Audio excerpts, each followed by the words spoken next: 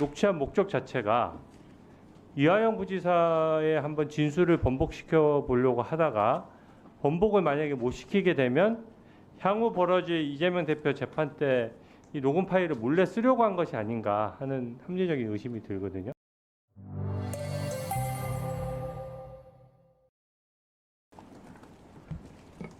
네, 주진우 의원입니다. 제가 이화영 부지사와 김영태 변호사가 녹음 파일을 이제 저번에 봤었는데요. 이상한 점이 이 녹음 파일이 녹취된 장소가 서울구치소입니다. 그리고 김영태 변호사가 몰래 녹음한 것으로 보여집니다. 그러니까 김영태 변호사 목소리는 선명한데 이화영 부지사 목소리는 좀 울리거든요. 여기 녹음기가 아마 김영태 변호사에게 있었다는 뜻으로 보이는데 또 대화 내용을 보면 둘이 짜고 치는 것으로 보여지지 않고 실제 김성태 회장이 폭로를 할까봐 두려워하면서 그 내용을 말할 때는 목소리를 낮추기도 합니다. 이게 몰래 녹음을 했다는 뜻이거든요. 제가 왜 몰래 녹음을 했을까, 또 녹음기를 어떻게 숨겨갔을까 이런 생각을 좀 해봤습니다. 이 녹취가 된 시점을 보니까 작년 7월 12일입니다. 이때는 이화영 부지사가 이재명 대표가 대북 송금과 쌈방울의 대납 사실을 사전에 보고받았었다라는 취지로 자백을 했던 때입니다. 근데 당시 김영태 변호사가 오랜만에 와서 그 내용을 계속 물어보려는 내용이죠.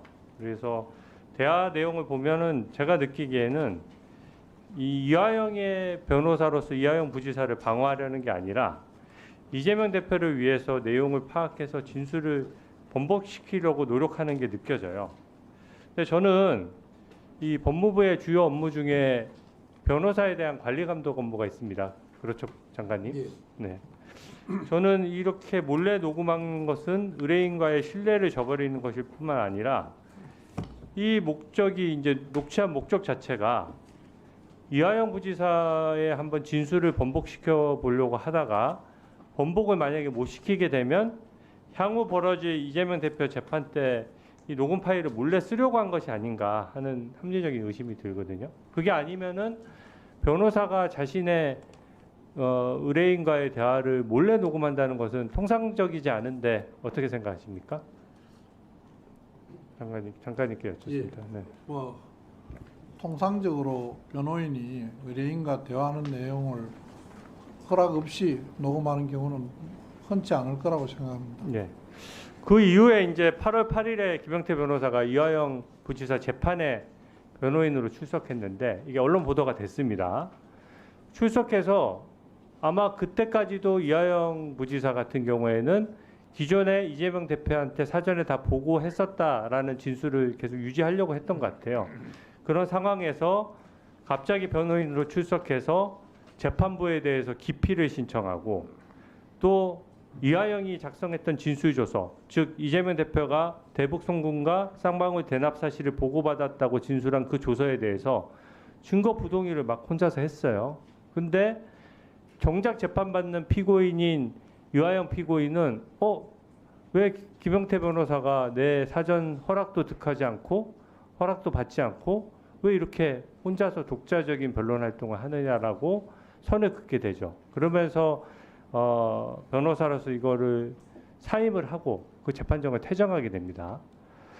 저는 그 언론 보도를 보니까 당시 검찰에서도 이게 변호사의 윤리 의무 위반으로 보고 변협에다가 아마 징계 의뢰를 한 것 같아요. 근데 이 녹음 파일을 보면 전체적으로 의뢰인의 신뢰관계를 위반한 부분도 저는 변호사 징계 사유나 이런 것들이 될 수 있어서 좀 법무부에서 좀 챙겨주시기 바랍니다.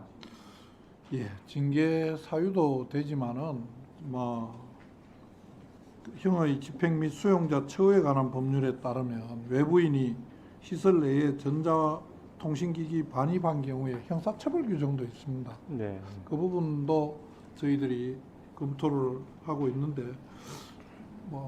일부 고발된 사실도 있다고 해서 네.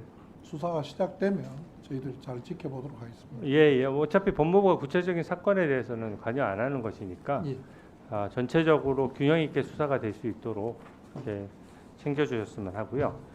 지금 법 왜곡죄랑 수사기관 무고죄가 지금 이제 독자적으로 추진되고 있는데 이게 보니까 뭐 기존 판례에 그냥 기존 법리에 어긋나서 뭐 저기 범죄 혐의를 발견하고도 수사를 하지 않거나 범죄 사실이 인정됨에도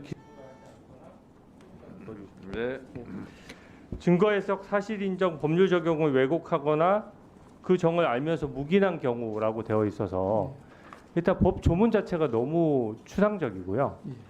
또 판례는 시대 상황에 따라서 계속 변경이 되는데 예. 이렇게 범죄 사실이 인정됨에도 기소를 하지 않는 경우 등등을 이제 기소하거나 처벌하게 되면 법 왜곡자라고 해서 그럼 판례가 변경되는 경우에는 최초에 기소했던 것들이 또 그 잘못된 기소가 될 수가 있거든요.